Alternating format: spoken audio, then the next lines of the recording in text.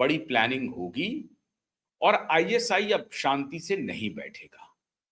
देश भर में जो उनके स्लीपर सेल हैं, उनके जो हैंडलर हैं, वो एक्टिव होंगे और उनको कवर फायर सीआईए की तरफ से मिल रहा है। तो किसी भी घटना को आप छोटा करके मत समझिए, उसे छोटा मत आंकिए, बड़ी घटना है। नहीं तो आप कल्पना कर सकते हैं कि जो व्यक्ति मुख्यमंत्री बनने जा रहा हो, उनके प्राइवेट सेक्रेटरी को रात 10 बजे उनके गृह टाउन में उनके गाड़ी को ओवरटेक करके पॉइंट ब्लैंक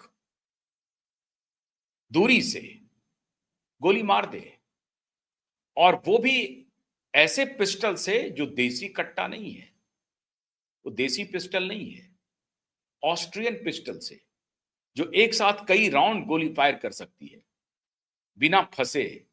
देसी कट्टा तो आप एक बार जब गोली चलाना शुरू करते हैं तो कई बार फंस भी जाता है, लेकिन ऑस्ट्रियन पिस्टल फंसता नहीं है, और एक साथ वो 5-6 गोली एक साथ वो फायर कर देता है।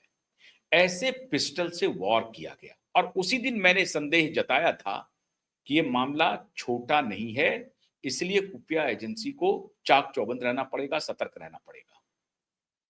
और केवल एक घटना नहीं थी कि उनकी प्राइवेट सेक्रेटरी की हत्या हो गई। कुछ जगहों से ऐसे धारदार हथियार मिले जो संख्या में तो 12 थे, तलवार जिसको कहते हैं, लेकिन और भी संख्या हो सकती है। 12 तलवारों के की तस्वीर पब्लिक डोमेन में आई, आपने हमने सबने देखा। और इसके अलावा नांदेड़ में एक बहुत बड़ी छापेमारी की, जिसमें महाराष्ट्र पुलिस को बड़ी सफलता मिली। नांदेड़ वो इलाका है जो आंध्र प्रदेश और महाराष्ट्र के बॉर्डर वाला डिस्ट्रिक्ट है, और ये पूरा इलाका, नांदेड़ वैसे प्रचलित है एक खास चीज के लिए, वहां प्रकाश पर्व बड़ी तेजी से, बहुत तेजी से आजकल पॉपुलर हो रहा है। सिख के वन ऑफ द गुरु वहां पर, उनकी एक पवित्र स्थली है और वहां लोग जाते हैं, बड़ी संख्या में दुनिया भर के सिख नांदेड़ जाते हैं। इसके अलावा नांदेड़ में जो डेमोग्राफिक परिवर्तन हुआ है पिछले कुछ वर्षों में, उसकी भी जानकारी खुफिया एजेंसी की है। ये बात मैं महाराष्ट्र की कर रहा हूं। अब वो सिर्फ रेड कॉरिडोर जो होता था, जिस रेड कॉरिडोर में 143 डिस्ट्रिक्ट होते थे, आंध्र प्रदेश से होता हुआ झारखंड और उड़ीसा, उड़ीसा, झारखंड, बिहार, पश्चिम बंगाल, और इधर पूर्वी इलाका जो उत्तर प्रदेश का है वो, और फिर आंध्र प्रदेश से होता हुआ वो महाराष्ट्र, गढ़चिरौली डिस्ट्रिक्ट,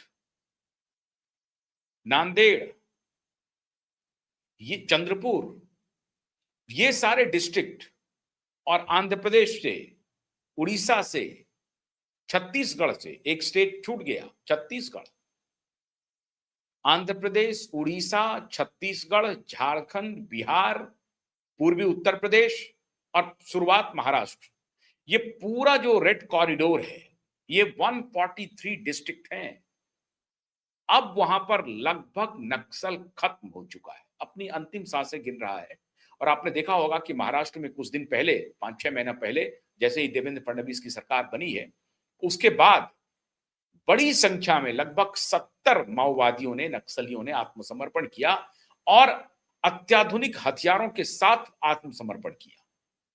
और ये मैं समझता हूं कि महाराष्ट्र के मुख्यमंत्री की बहुत बड़ी सफलता थी, जब महाराष्ट्र के गढ़चिरौली, चंद्रपुर, या ये जो नांदेड़ वाला इलाका है, ये नांदेड़ वहां से हालांकि काफी दूर है, लेकिन गढ़चिरौली और चंद्रपुर तो आप समझिए कि केंद्र हुआ करता था नक्सलियों का। और फिर वहां से ये आंध्रा होते हुए उड़ीसा, छत्तीसगढ़, बिहार, झारखंड, बिहार होते हुए पूर्वी उत्तर प्रदेश तक जाता था, वो जो कोसांबी वाला इलाका है उस इलाके तक, और वहां से फिर नेपाल को टच करता था, और ये नेपाल से सूत्र चलता था और ये महाराष्ट्र तक पहुंचता था। ये पूरा तंत्र चल रहा था जिसमें नक्सलियों को खाद पानी दिया जा रहा था, आज से नहीं लगभग 40 वर्षों से। 40 वर्ष से भी अधिक आप मान लें उसको, 50 वर्ष तो निश्चित रूप से हो गए होंगे, क्योंकि मजूमदार का जो आंदोलन था वो बिहार के पूर्वांचल से शुरू हुआ था। तो अगर उस सबको जोड़ लें तो कम से कम 50 साल से ये सारा कारोबार चल रहा था और नक्सलियों को खाद पानी मिल रहा था। और ये नक्सली को खाद पानी कौन दे रहा था?